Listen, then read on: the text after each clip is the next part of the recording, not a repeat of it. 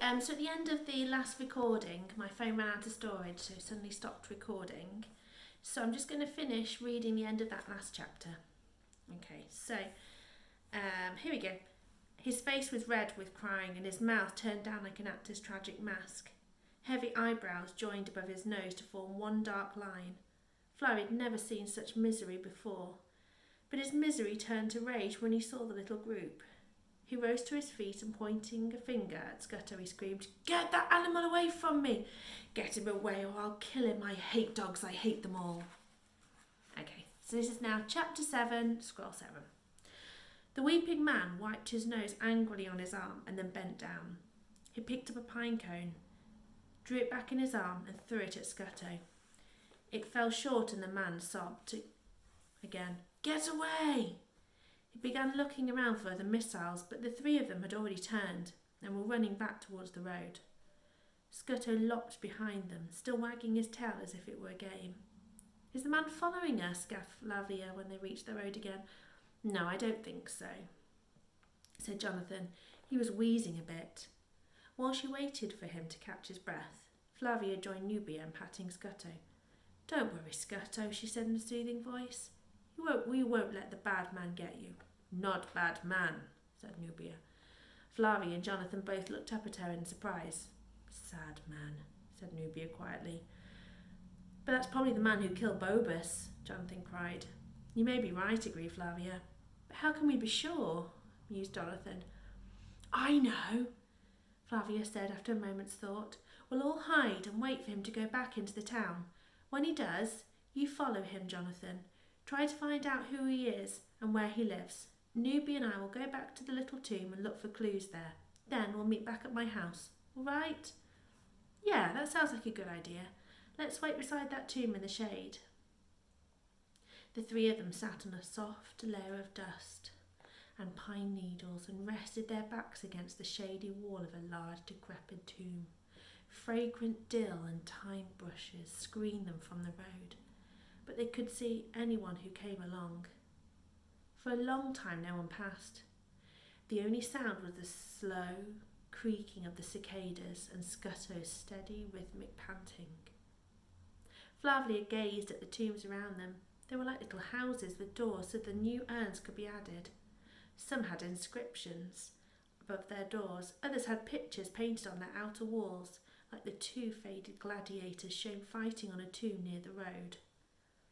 Flavia's own family had a tomb down the road for the Gemini family, had now been in Ostia for 3 generations. She often went there with her father to honour her mother and tiny twin brothers. Half-buried amphoras. Now, an amphora, we can look at the back, is amphora, and it's given me how to say it as well.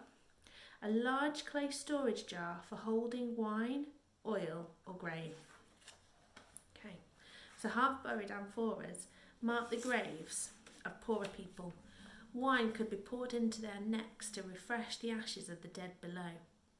Presently an old man leading a tiny donkey passed slowly down the road towards the town. He had loaded the little beast high with firewood. They could hear him singing snatches of a song and talking to himself. Then he was gone, and the road was empty again. "I don't think he's coming this way," Flavia whispered to Jonathan at last. "Well, unless we've missed him." "No, we haven't missed him. Wait here. I'll see if he still is at the tomb." He crept off, but a few minutes later he stood before them. "He's gone," said Jonathan. "But you must come and look at the tomb. Come quickly." "To the gods of the underworld," Flavia read, "sacred to the memory of my poor Avita, 8 years old." The 3 of them and Scutto stood before the little tomb while Flavia read out the Latin inscription painted over the tiny door.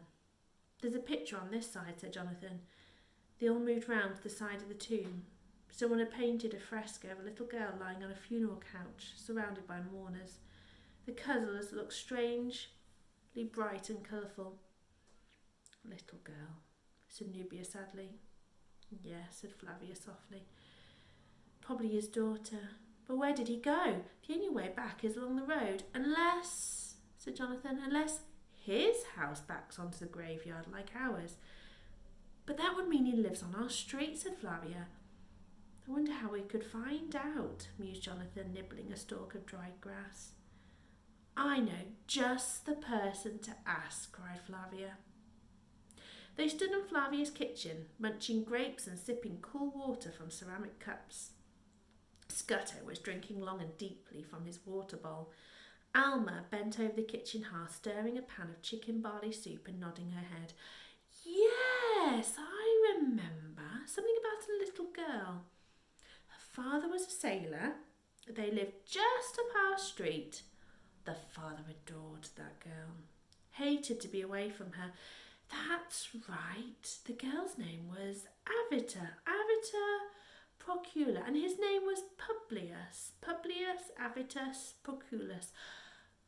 Come back from a voyage a week or two ago to find she'd died. Alma reached up and took a pinch of rosemary from a dry bundle which hung from the ceiling. She lived just up the road, asked Jonathan. Yes, said Alma, crumbling the herb into the soup. The house, right on the bend. How did Avita die? Said Flavia. Do you know? Oh my, yes, sighed Alma as she resumed stirring. But I never mentioned it to you, dear. I didn't want to give you nightmares. They looked at Alma. She stopped stirring for a moment and faced them gravely.